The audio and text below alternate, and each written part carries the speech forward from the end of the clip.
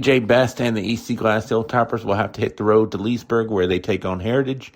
I talked with the head coach of the Hilltoppers on Sunday night for his vantage point on that, as well as reviewing Friday night's regional final. It's DJ Best on the Sports Buffet. DJ Best, head coach of the EC Glass Hilltoppers.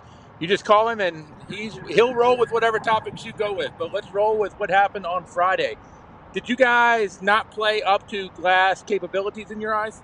No, I think what happened was you had two really good powerhouse teams give everybody what they wanted to see. You got best on best. At the end of the day, one of the things that was a hot button was their ability to shoot the three ball and our ability to win the rebounds. When you got two bigs sitting on the bench and they've got the ability to shoot the three ball the way they do, I think they finished with 7 threes and we finished with 6 threes. They finished with 24 rebounds. We finished with 23 rebounds. You score, what was it? I think we lose by 2. It was 58-60. So high school basketball, you're scoring 60 points in the playoffs. It's a really good game. I wouldn't say that, we didn't play EC Glass basketball. I think when we got down, the difficulty for us was, having some funky rotations going due to foul trouble, being a step late in rotations, and then them having the ability to shoot the wide open three, they just didn't miss. Sometimes when you're gambling the way we are, it's a lot of risk, a lot of reward. And, when they throw that pass, if he doesn't hit those shots and we're able to get the rebound, it gives us an opportunity. But they're knocking the threes down. Javon Briscoe hit 2 or 3 really big ones. Will hit a really big one. But Will missed one that gave us another opportunity to kind of get a little bit of life. So, you got to live with it. It was good to give the city a show. So Bob Alvis words here, not DJ Best words coming. There's nothing major that needs to be tweaked or fixed before they match up with Heritage. Oh, there's always things that we got to tweak. I think we got to we've got to stay within the flow of the offense. I believe, from time to time we went stagnant. I probably could have utilized the timeout early on in the second quarter.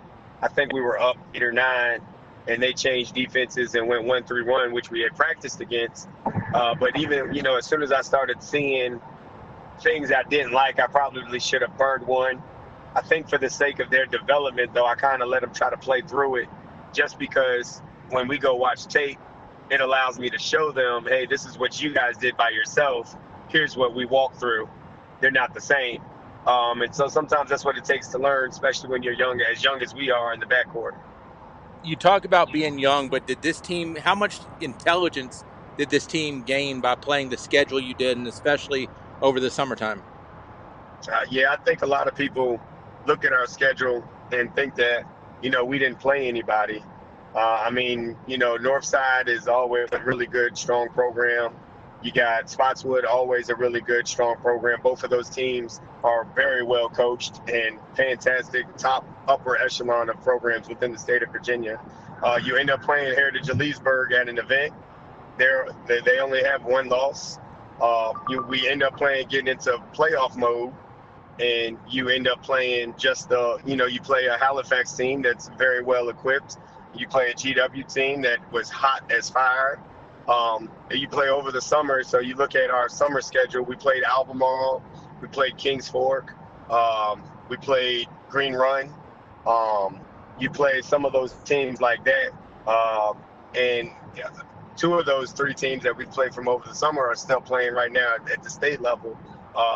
Just so I think that our ability to go and play at different places and different environments allowed us to be able to play some of these bigger games with high expectations and ramifications just for the fact that the guys have been in those situations before.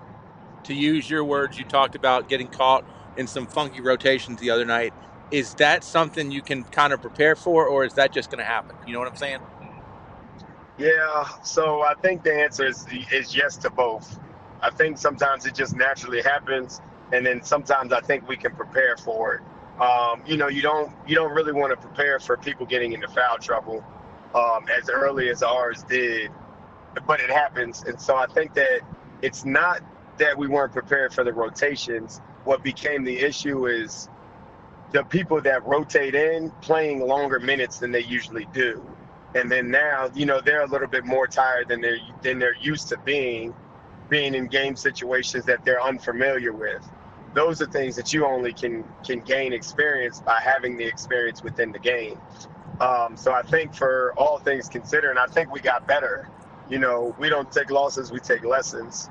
And I think that a lot of those people, the the Dom Collisons, the Cohen Brims, the Davids, they get better within the system because now they understand, all right, if I ever have to exert extra energy, here's what it feels like. Everybody that's playing at this time of the year is good for some reason or another. What makes Heritage Leesburg so good? Their ability to just some of the things that has always frustrated EC Glass is their length, their ability to dominate inside, get on the glass. They've got some freakishly athletic people that just allows them, if they miss, that you already know that they're going to get it. They can get into some funky defenses because of their length that, for a natural size team, it might not be as bad, but for us small guards, I think that'll pose a little bit of a threat. I was glad to, get ahead and kind of play them a little bit. I believe that they were missing some people. So, I know that they want to have a good opportunity to showcase it. It'll be good to go play at their place. Just for our guys. I mean, we've been at home for a long time, and we've had a really good crowd behind us. But it must have been fate. So it feels good to go there. At least we get to play somebody that we kind of semi-know a little bit. Right. So, do you feel like you still have the target on your back and your guys still feel that way? I think right now everybody has a target on their back. It's different now. The championship round for basketball is kind of fun. I actually utilize it. My guys will tell you this. I utilize it as a fun round. Do I want to win? Absolutely. But because I know that we get to play again, there's always just a little bit of creativity that'll come out in those games. Hey, let's try to do this. Let's show this and see how it looks. I think, right now everybody is 0-0. Every single person left, all 8 teams are just trying to go 1-0. Right. Whether it's pretty, whether it's ugly, just go 1-0. You win by 1, you win by 30. As long as you can survive in advance to get to the Final Four, it's huge. And I think that our guys feel that loss was a good loss. We don't have any moral victories, but, for these guys, I think that they can erase the world of, an undefeated season. They don't have to worry about that no more. We can all be upset that it reset our win streak or whatever, but at the end of the day, these games matter the most. So whether we won 23 games before this, if you don't win one now, nothing else even matters.